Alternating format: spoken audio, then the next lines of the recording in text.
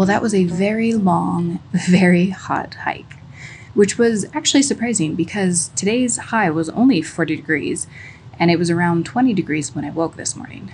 I tend to really heat up when I start moving, and that was a lot of uphill in full sun. It was so good to get into the caves.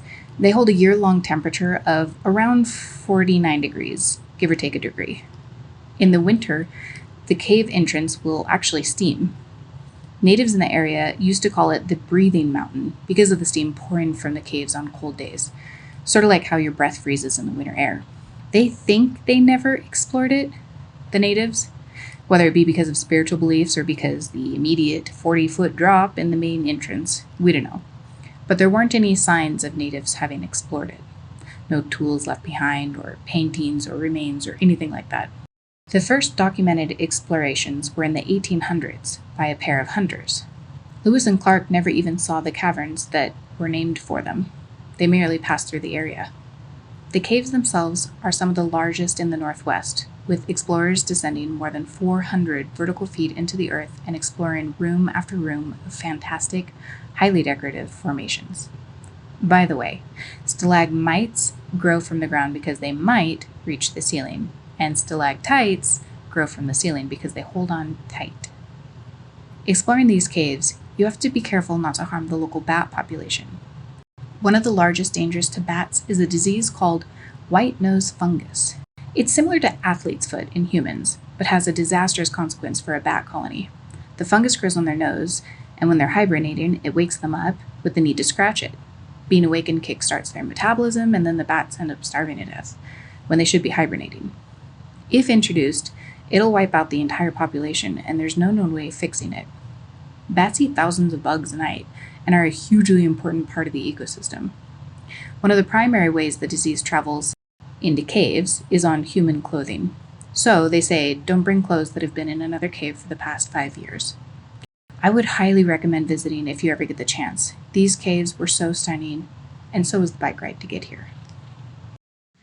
But don't think that you have to do the 6-mile hike with a 1,000-foot elevation gain in the hot sun like I did.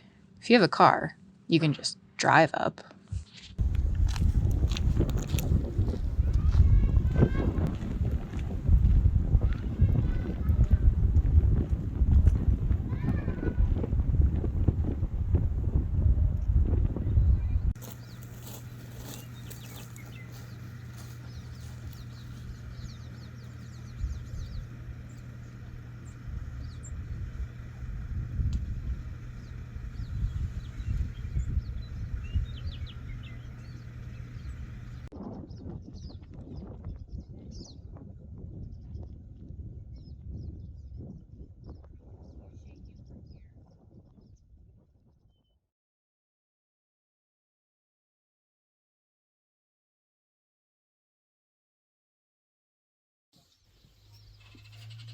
When we wake,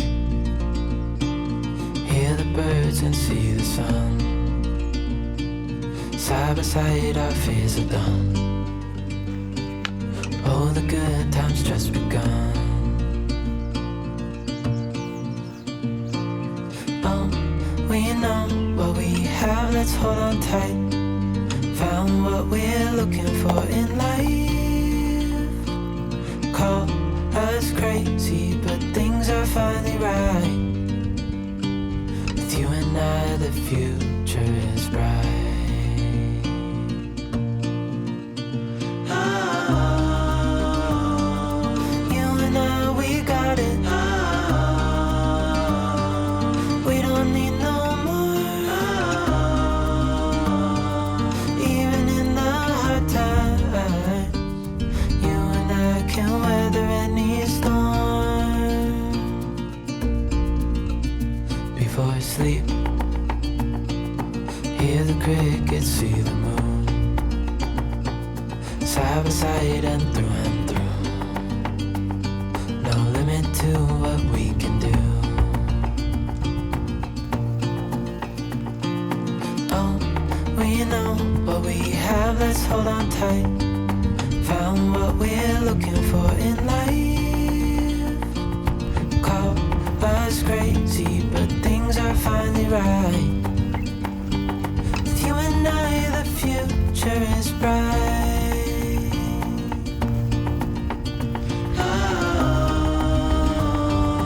You and I, we got it.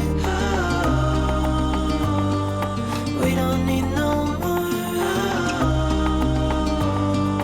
Even in the hard times, you and I can weather any storm.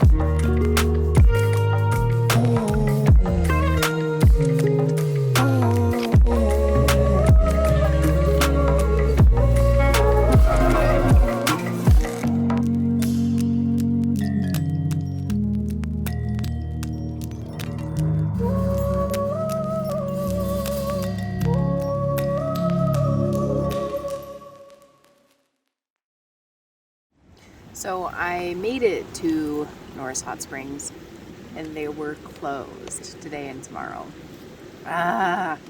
Well, the campsite was open, but the hot springs itself was closed for today and tomorrow for cleaning. And I didn't want to stay there because it was kind of expensive per night, so I didn't want to stay there if I wasn't gonna like be able to soak in hot springs. Then what's the point? So currently I'm camping on BLM land, or what someone told me was BLM land. Hopefully it is. But it's a nice little setup. I'm headed towards West Yellowstone in the days following. I've got another 85 miles, I believe it is, to go from where I currently am to get there. So at my pretty slow rate, I should be there in about 3 days. I plan to stay there for quite a few days just because there's so much to see and do, and the bigger reason, it's very spread out. So biking to some of the places from a campsite, will be like 40-mile days, even just then. So, but I won't have a cart. That'll be nice. But yeah, so I'll probably be in Yellowstone in the next 3 days, and I'm looking forward to it. I am still kind of bitter about Norris Hot Springs though, and I could have used a shower. Like, I'm getting a little grungy. So anyway, I'm gonna finish setting up my camp, do some stretches, wash my face, the regular bedtime routine, and get to bed. I'm gonna try to get up really early tomorrow. Really early for me. I'll try to get up at like 6 or 7 tomorrow so that I can head out early and get a good start of it.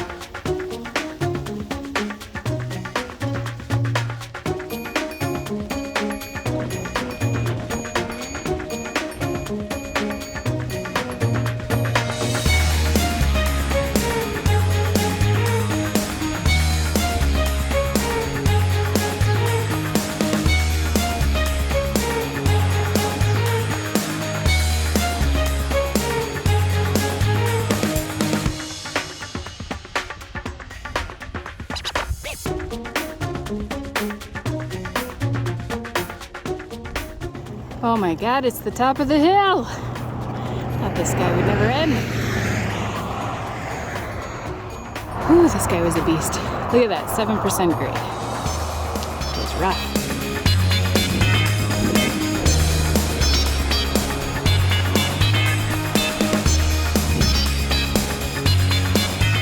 I just can't get over how pretty this valley is. There's just mountain ranges all around me.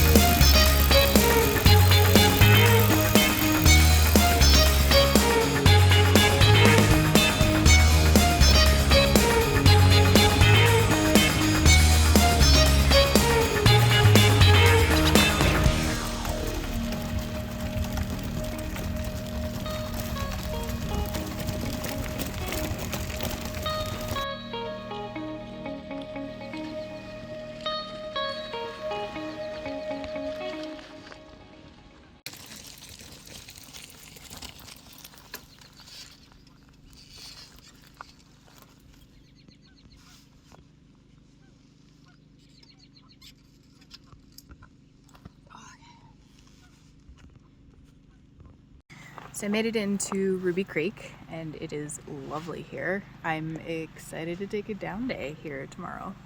I got in later than I thought because on my last break, a gentleman stopped.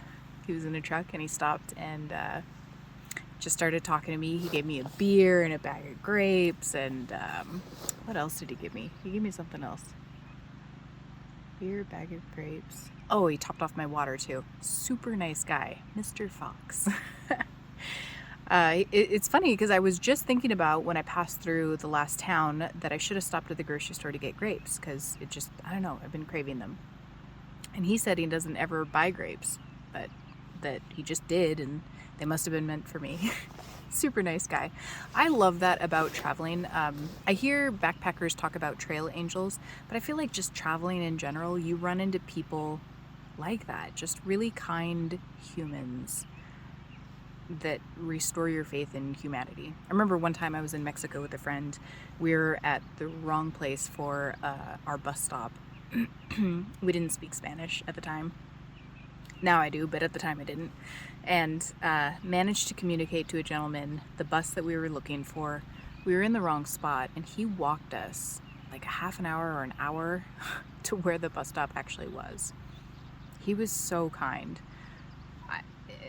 Just stuff like that, you know, where I think about in America, in my busy life, if someone said that they were in the wrong direction, would I walk them a half an hour or an hour to where they should be? I hope I would, because I've had that happen to me, but it's just moments like that that, I don't know, remind me to be human, to consider other people. And I like that. I just like running into that. So it was a nice day for that. Not only that, but my gosh, this area is gorgeous. It snowed, it rained, it was sunny, it was windy, it was all the weather, and yet it was just phenomenal. It was a really good day. I'm tired, my legs are sore, but it was such a good day. So tomorrow I might be doing some hiking. There's some really good area out that way that the camp host told me about. So we'll see what happens.